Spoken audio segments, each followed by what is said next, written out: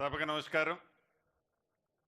ఈ కార్యక్రమానికి ముఖ్య అతిథిగా విచ్చేసిన మనందరి అభిమాన నాయకులు గౌరవ ముఖ్యమంత్రి గారు పెద్దలు రేవంత్ రెడ్డి గారికి, సహచర మంత్రులందరికీ, ఉప ముఖ్యమంత్రి గారు బట్టి గారికి, అదే రకంగా పిసిసి అధ్యక్షులు వారు మహేష్ కుమార్ గౌడ్ గారికి, అందరు ఎమ్మెల్సీలు, ఎంపీ గారు, కార్పొరేషన్ చైర్మన్లు, అడ్వైజర్లు, వేదిక మీద ఉన్న ప్రజాప్రతినిధులతో పాటు ముఖ్య అధికారులు, ఈ కార్యక్రమానికి హాజరైన కుటుంబ సభ్యులందరికీ, ప్రింట్ అండ్ మీడియా మిత్రులకు కూడా హృదయపూర్వక నమస్కారం.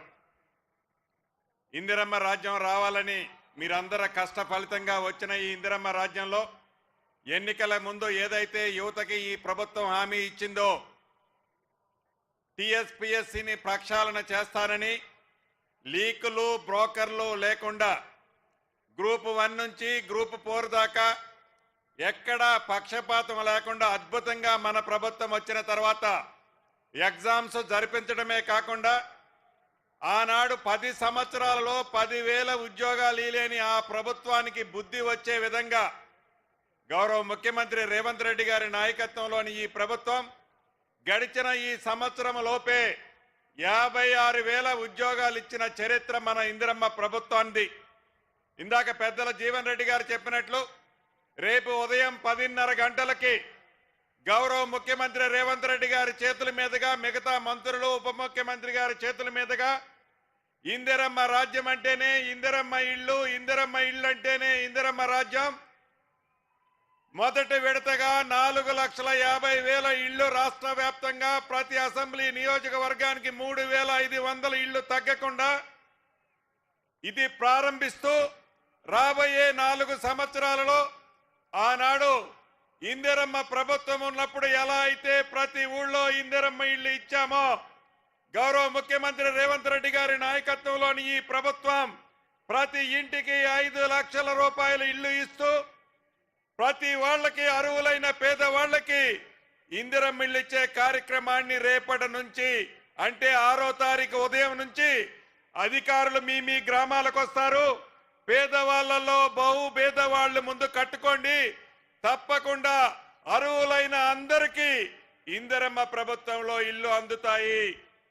అదే విధంగా ఎన్నికలకు ముందు ఆనాడు పిసిసి అధ్యక్షులు, ఈనాడు ముఖ్యమంత్రి గౌరవ రేవంత్ రెడ్డి గారు చెప్పినట్లు ఇందిరమ్మ ప్రభుత్వం వచ్చిన తర్వాత ధరణిని బంగాళాఖాతంలో వేస్తామని చెప్పాం. ఈ డిసెంబర్ 1వ తారీఖు నుంచి విదేశాలకి తాకట్టు పెట్టిన తెలంగాణ ఆస్తి 2.5 లక్షల కోట్ల ఎకరాల భూమిని విడిపించి స్వదేశ సంస్థ అయిన కేంద్ర ప్రభుత్వం ఎన్ఐసి వారికి ఇచ్చి డిసెంబర్ 1వ తారీఖు నుంచి తెలంగాణ రాష్ట్రంలో ఉండే ప్రతి భూముల ఆసాములకి భద్రత కల్పించింది ఇందిరమ్మ ప్రభుత్వం. అదే రకంగా వారి స్వార్థం కోసం 2026 చట్టాన్ని తీసుకొచ్చి అనేక భూములు వారు కబ్జాలు, ప్రభుత్వ భూములని వారి తొత్తులకిచ్చుకున్నారు. 2024 6 చట్టాన్ని రేపు అసెంబ్లీ సమావేశాల్లో పెడుతున్నాం.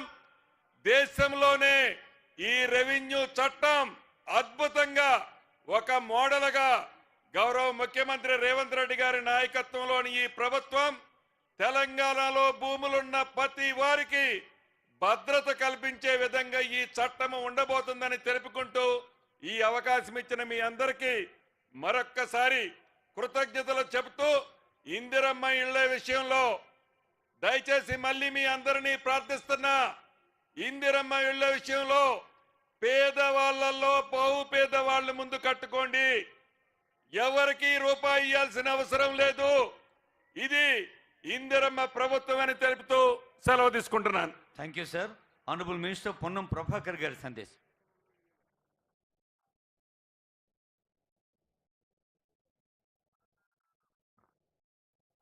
పెద్దపల్లి జిల్లా కేంద్రంగా